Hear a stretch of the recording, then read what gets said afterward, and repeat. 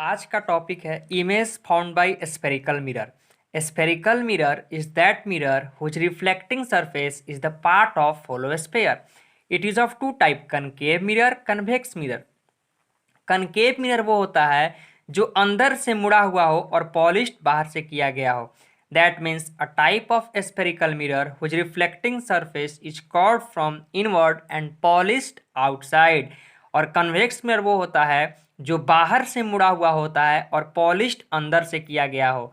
That means a type of spherical mirror whose reflecting surface is curved from outward and polished from inside.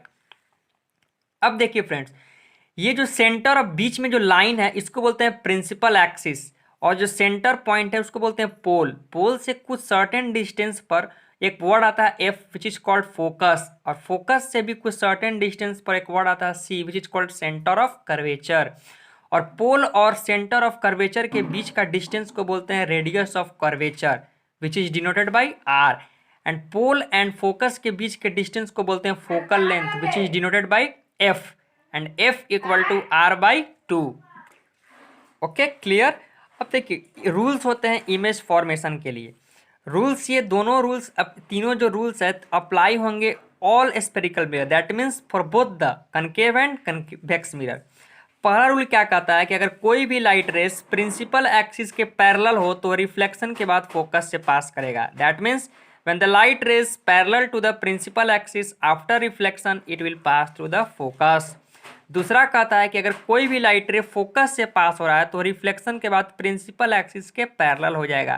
That means when the light ray passes through the focus after reflection it will becomes the parallel to the principal axis।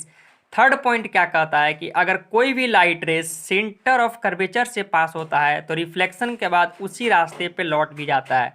That means when the light rays passes through the center of curvature after reflection, it returns its along same path. That means it retraces its own path। Clear? यहाँ तक कोई doubt? अब friends, image found bye convex mirror. First लेते हैं जब object को हम लोग इन्फिनिटी पे रखेंगे तो देखिए एक लाइट रे गया, यहाँ से रिफ्लेक्ट किया, दूसरा लाइट ले गया, यहाँ से रिफ्लेक्ट किया। अब इमेज उसको बोलते हैं जहाँ पे दो या दो से ज़्यादा रिफ्लेक्टेड रे मिले। That means the point where two or more than two reflected ray meet, that point is called image. अब देखिए यहाँ से हम लोग पीछे एक्सटेंड करेंगे तो ये दोनों रिफ्लेक्टेड रे कहाँ पे मिल रहा है? फोकस पे। इसका मतलब इमेज कहाँ पे बन रहा है? फोकस पे। क्लियर। और कन्वेक्स मिरर का नेचर होता है वर्चुअल एंड इरेक्ट। इरेक्ट मतलब होता है सीधा। सेकेंड केस लेते हैं फ्रेंड्स, जब ऑब्जेक्ट को पोल और इन्फिनिटी के बीच में रख रहे हैं आप। देखिए लाइट रे गया, रिफ्लेक्ट किया, ओके, पीछे एक्सटेंड किए फोकस पे। दूसरा लाइट रे सेंटर ऑफ कर्वेचर से गया तो हमको पता है कि जो सी से जाता है उसी पे ही लौट जाता है, लौट भी गया। अब देखिए दोनों लाइट रे कहाँ, किस पॉइंट पे मीट किए हैं? इस पॉइंट पे मीट किए हैं, तो उसको क्या बोलेंगे? इमेज। अब देखिए ऑब्जेक्ट लिए हैं सीधा, इमेज भी कैसा बन रहा है? सीधा। हम लोग दिखा दिए ना, इरेक्ट होता है। ग्रैंड स्टडी में फ्रेंड्स सब कुछ प्रैक्टिकल करने को मिलेगा आप लोगों को। अब देखिए image found bye concave mirror. First case जब ऑब्जेक्ट को इन्फिनिटी पे रखते हैं। यहाँ देखिए लाइट रे गया, प्रिंसिपल एक्सिस के पैरेलल है तो रिफ्लेक्शन के बाद फोकस से पास करेगा। लाइट रे गया, प्रिंसिपल एक्सिस के पैरेलल है तो रिफ्लेक्शन के बाद फोकस पे पास करेगा। और जहाँ पे दो या दो से ज़्यादा रिफ्लेक्टेड रे मिलते हैं उस पॉइंट को बोलते हैं इमेज। तो यहाँ देखिए इमेज कहाँ बन रहा है? फोकस पे। ऑब्जेक्ट लिए हैं इतना बड़ा, इमेज कितना बना? बहुत छोटा, वेरी डिमिनिश्ड। और कनकेव मिरर का नेचर होता है real and inverted.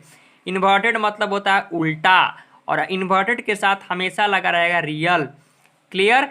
Okay. Second point पे देखिए, अब हम लोग ऑब्जेक्ट को लेते हैं बियॉन्ड सी, यानी कि सेंटर ऑफ कर्वेचर के पीछे। देखिए लाइट रे गया, प्रिंसिपल एक्सिस के पैरेलल है, रिफ्लेक्शन के बाद फोकस से क्रॉस करेगा। दूसरा लाइट रे गया सेंटर ऑफ कर्वेचर से और उसी पे लौट जाएगा। तो दोनों पॉइंट कहाँ मिले? यहाँ। तो इमेज कहाँ बना? यहाँ। Image is found between C and F. अब देखिए ऑब्जेक्ट आप लिए हैं सीधा, इमेज कैसा बन रहा है? उल्टा। यहाँ भी विजुअलाइज करके दिखा दी। केव मिरर का नेचर रियल एंड इन्वर्टेड होता है। ओके। थर्ड पॉइंट देखिए, अगर आप ऑब्जेक्ट को सी पर रखते हैं, प्रिंसिपल एक्सिस के पैरेलल गया, रिफ्लेक्शन के बाद फोकस से पास करेगा। यहाँ भी प्रिंसिपल एक्सिस के पैरेलल गया, रिफ्लेक्शन के बाद फोकस से पास करेगा। अब दोनों लाइट रे कहाँ मिले? यहाँ देखिए इस पॉइंट पे इमेज बन गया। ये एक एक्सेप्शनल एंड बहुत ही इम्पोर्टेंट टर्म है कि जहाँ पे ऑब्जेक्ट रखे हैं वहीं पे इमेज बना है and at the same size, दोनों का साइज भी क्या है, हाइट भी क्या है, सेम है। एक ही कंडीशन पर होता है जब आप ऑब्जेक्ट को सी पर रखते हैं। क्लियर। अब नेक्स्ट कंडीशन, जब हम लोग ऑब्जेक्ट को फोकस पे रखते हैं, ठीक है। अब देखिए लाइट रे गया प्रिंसिपल एक्सिस से पार गया, फोकस से क्रॉस कर जाएगा। ये लाइट रे गया सेंटर ऑफ कर्वेचर पे रिफ्लेक्शन के बाद वहीं से लौट जाएगा।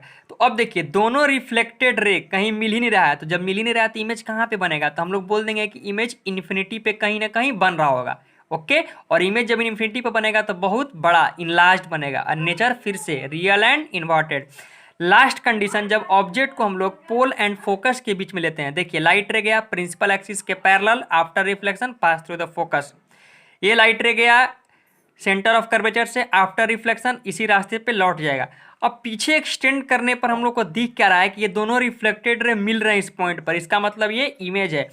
अब देखिए एक्सेप्शनल, देखिए इस केस को एक्सेप्शनल बोलते हैं। कैसे, ऑब्जेक्ट लिए हैं सीधा, इमेज भी कैसा बन गया, सीधा।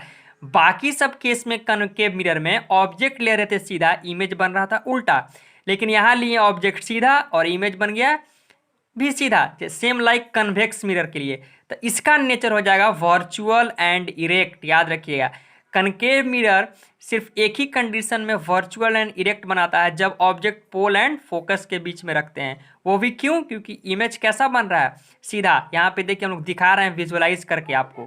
क्लियर। तो आज का टॉपिक कितना ही था फ्रेंड, मिलते हैं नेक्स्ट वीडियो में।